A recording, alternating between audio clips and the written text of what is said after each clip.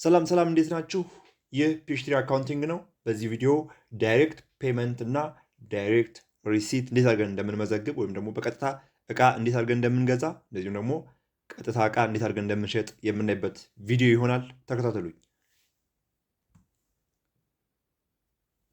ስለዚህ ሜንቴን ውስጥ እንገባለን። ከዛ በኋላ ቀጥታ ወደ ፔመንት እንገባለን ማለት ነው። ከዚህ ውስጥ በሰራሁት ቪዲዮ ያስገቧቸው ቬንደሮች አሉ፣ አይተም ሊስቶች አሉ። እንግዲህ በእነሱ መሰረት እዚህ ጋር የምንገዛውን መዘግባለን ማለት ነው። ለምሳሌ ከኃይሌ የምንገዛው ኤምዲኤፍ አይተም ይሆናል ማለት ነው። ስለዚህ ለሱ ኦልሬዲ ስላስገባው እዚህ ጋር ሊስት ያመጣልኛል በዚህ መንገድ። ከዛ በኋላ ዲስክሪፕሽን ጽፍለታለሁ፣ ምን ያህል እንደምፈልግ፣ ኳንቲቲው ምን ያህል እንደሆነ፣ አይተሙ ምን አይነት እንደሆነ ዲስክሪፕሽን፣ እንደዚሁም ደግሞ አካውንቱ ምን እንደሆነ፣ ከዛ ደግሞ በስንት እንደምገዛ እያንዳንዱን እዚህ ጋር እመዘግባለሁ። ከዛ በኋላ ራሱ ኳንቲቲ በዩኒት ፕራይስ ያባዛልኝና ቶታል አማውንቱን ያስቀምጥልኛል ማለት ነው ለእያንዳንዱ ለምገዛው እቃ።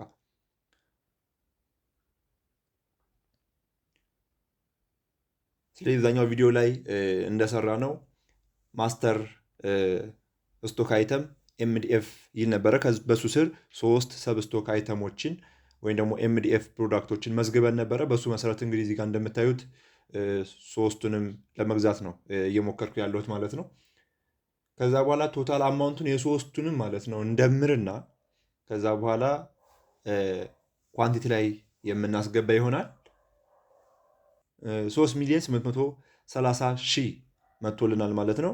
ስለዚህ እሱን መዘግባለን በኳንቲቲ ቦታ። ከዛ በኋላ ዲስክሪፕሽን ላይ እንሄድና ቫት ሪሲቭብል እንላለን።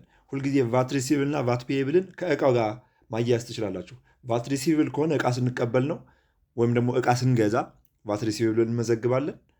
እቃ ስንሸጥ ደግሞ ወይ ደግሞ እቃው ከእኛ እጅ ሲወጣ ደግሞ ቫት ፔብል ብለን መመዝገብ እንችላለን ማለት ነው። ምክንያቱም የሚገዛን ሰው የቫቱን ጨምሮ ስለሚከፍለን ያው በኋላ መጨረሻ ላይ ለመንግስት ገቢ ስለምናደርገው ማለት ነው። ከዛ በኋላ ሁልጊዜ ደግሞ ቫት ሪሲቭብል እና ቫትና ዊዝ ሆልዲንግ በተቃራኒ ነው የሚሄዱት። ስለዚህ ቫት ሪሲቭብል ከሆነ ዊዝ ሆልዲንግ ፔብል ይሆናል ማለት ነው። ስለዚህ እንደ መጀመሪያው ቶታል አማውንቱ እናስገባለታለን። ከዛ በኋላ ዊዝ ሆልዲንግ ፔ እንላለን፣ አካውንቱን እናስገባለን ዊዝ ሆልዲንግ ፔብልን ማለት ነው።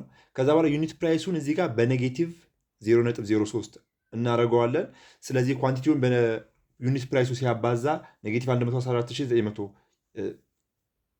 ይመጣል ማለት ነው። ከዛ በኋላ ጆርናል ውስጥ ገብተን ቸክ ማድረግ እንችላለን። ከዛ ሴቭ እናደረግና ሌላ ተጨማሪ ፕሮዳክቶችን መግዛት ብንፈልግ እና ደግሞ ፔመንት መፈጸም ብንፈልግ ድጋሚ በዚህ መንገድ ማስገባት እንችላለን ማለት ነው። ለምሳሌ አሁን ኬሚካል ሽት መግዛት ነው የፈለግኩት። ስለዚህ በቀላሉ መጀመሪያ የሰራነውን ፕሮሰስ ወይም ደግሞ ሂደት መድገም ይሆናል። በዚህ መንገድ 30ም 40ም አይተም መግዛት የምንችል ይሆናል። ቅድም እንደነገርኳችሁ ቫት ሪሲቭብል ሁልጊዜ እቃ ስንገዛው ብያችኋለሁ። ስለዚህ ቫት ሪሲቭብል እንላለን። አካውንቱን ቫት ሪሲቭብል ብለን እናስገባለታለን። ዩኒት ፕራይሱ በስንት እንደሆነ እናስቀምጣለን። ለዊዝ ሆልዲንጉም እንደዛው እናደርጋለን። ዊዝ ሆልዲንግ ፔብል ብለን ማለት ነው እናስቀምጣለን። ከዛ በኋላ ሁልጊዜ መርሳት የሌለባችሁ ምንድን ነው ኳንቲቲ ለቫቱ ለምሳሌ ቶታል አማውንቱን በኳንቲቲ ቦታ ካስቀመጥን በኋላ ዲስክሪፕሽን ለምሳሌ ቫት ሪሲቭብል ብለን እንጽፋለን።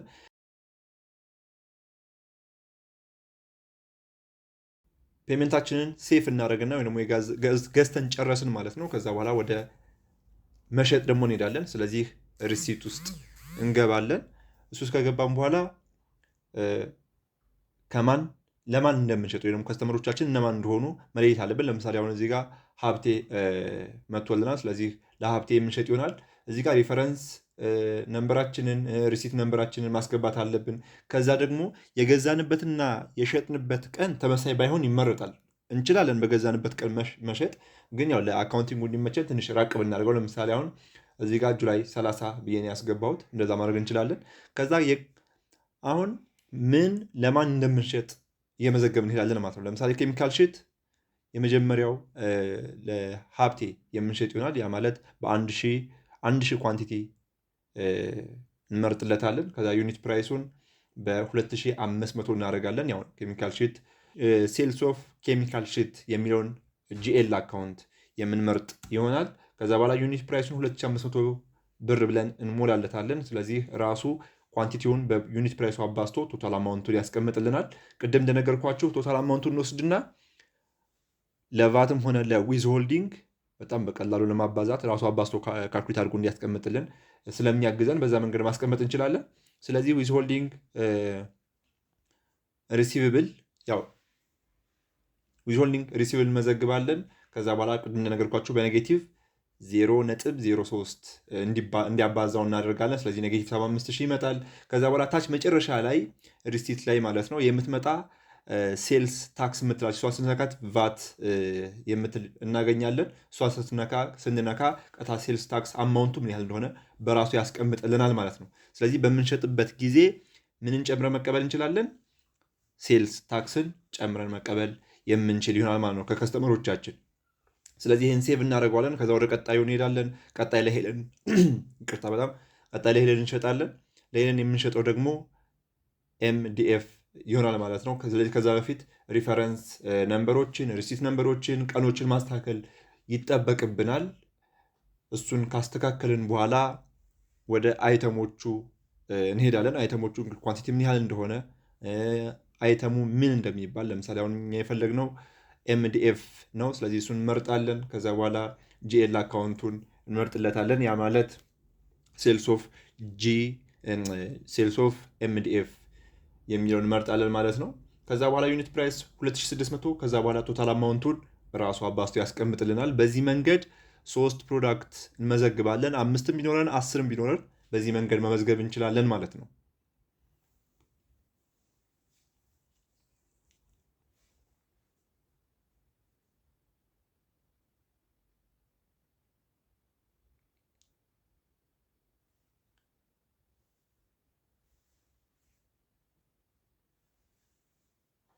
ከዛ በኋላ ቅድም እንደነገርኳችሁ ቶታል አማውንቱን እንፈልጋለን። ቶታል አማውንቱን ካገኘን በኋላ ቀጥታ ኳንቲቲ ላይ ቶታል አማውንቱን እናስቀምጥለታለን። ያው በካልኩሌተር መደመር እንችላለን። 520,000፣ 1.72 ሚሊዮን፣ 2.55 ሚሊዮን እንደምርና ያልወጣልንን ቶታል አማውንት እናስቀምጣለን። ከዛ በኋላ አይተም ላይ እንዘልና ዲስክሪፕሽን ላይ ዊዝ ሆልዲንግ ሪሲቭብል ብለን እንመዘግባለን።